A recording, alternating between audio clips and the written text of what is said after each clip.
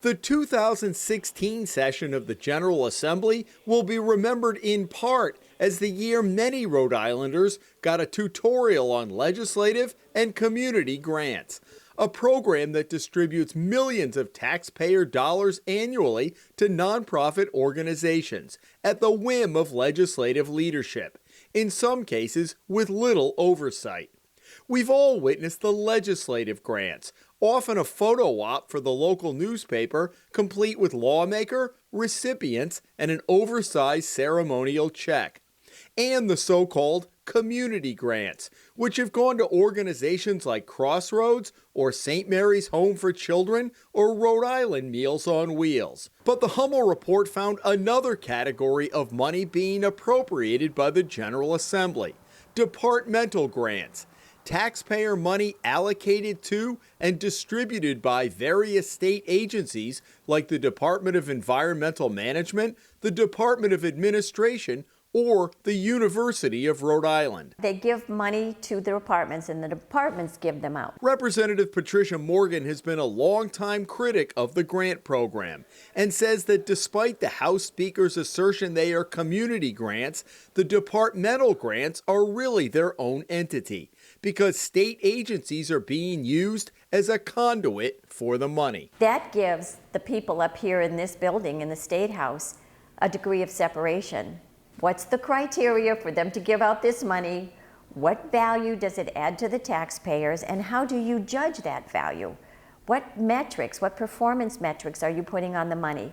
That's missing in that money. I want to have somebody vote for me because I'm doing the right thing here and I'm voting the right way, not because I can pass out money. Karen Macbeth has opposed legislative grants since she was first elected to the Rhode Island House in 2008. Submitting a bill during her first term to have them eliminated.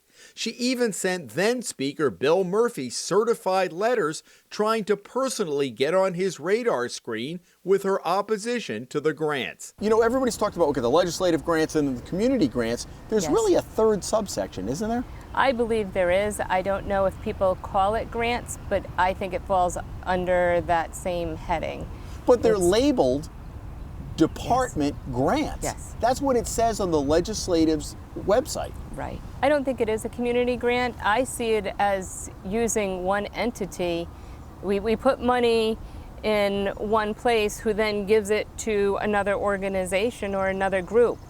If we're going to give money, then it should be in the budget where it's going. Macbeth, who until recently was the chairwoman of the House Oversight Committee, said she had talked to Speaker Nicholas Mattiello about turning the Oversight Committee's focus to the grant program, in part because then House Finance Chairman Raymond Gallison was associated with an organization receiving grant money. Gallison abruptly resigned this spring, the target of a federal investigation. And we did have a conversation about Representative Gallison before everything happened.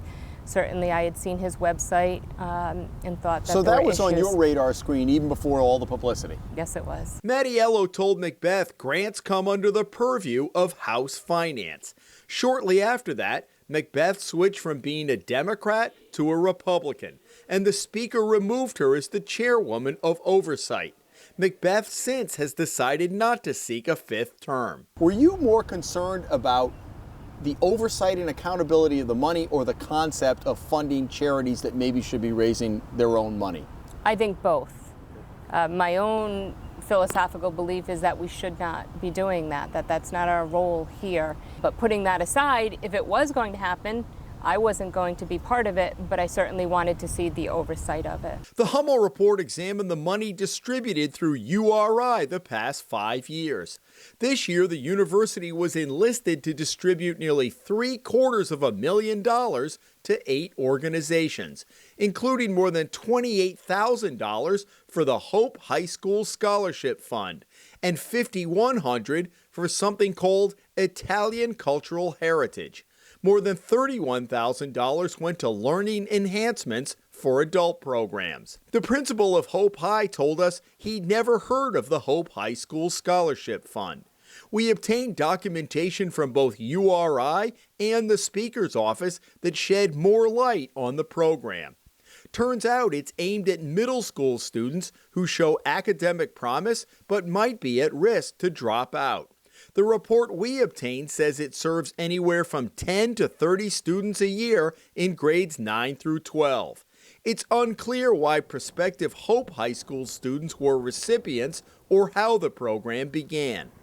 We found the Italian Cultural Heritage Funds actually go to support Italian Americana, described as a semi-annual historical and cultural journal devoted to the Italian experience in America.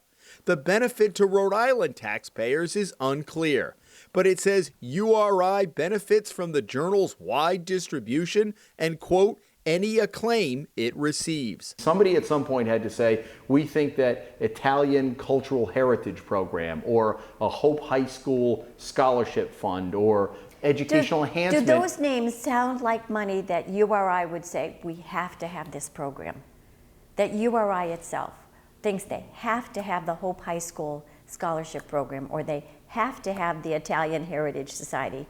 That doesn't sound like a program that URI would bubble up internally. Doesn't it sound like somebody else has suggested it?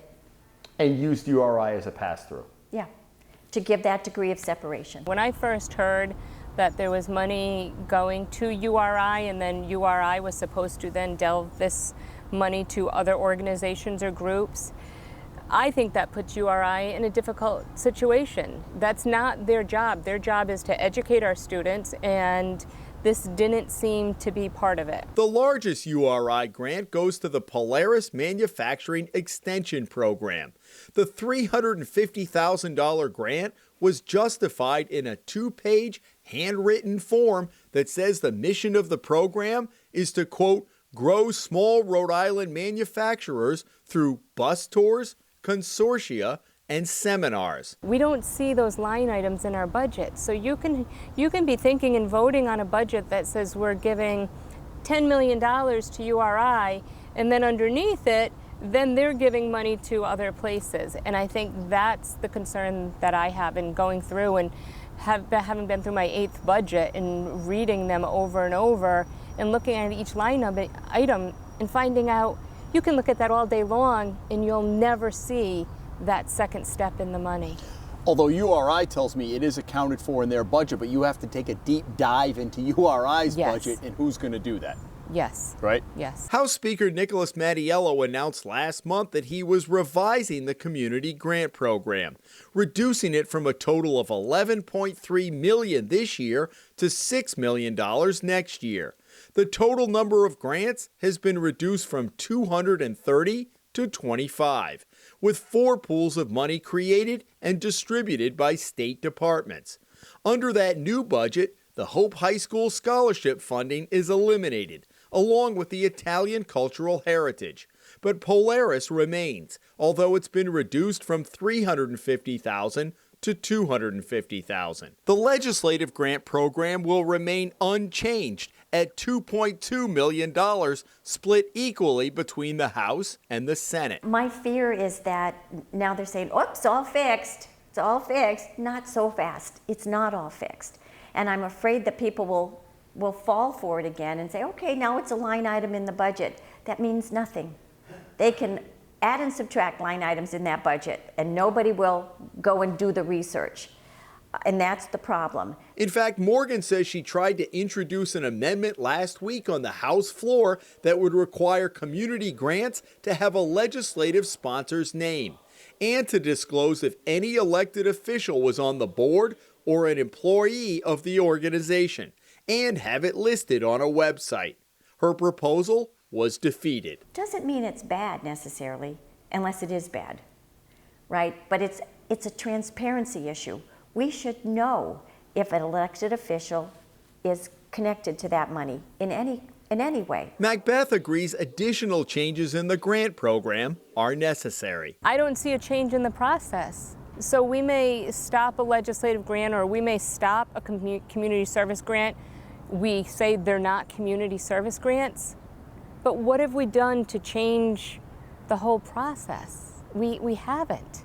It can still be hidden. It can still go to groups. You have the Department of Labor and Training, and they have a budget, and then they delve their money out to groups, or I guess they'd be called quasis, and then money from there goes to somebody else.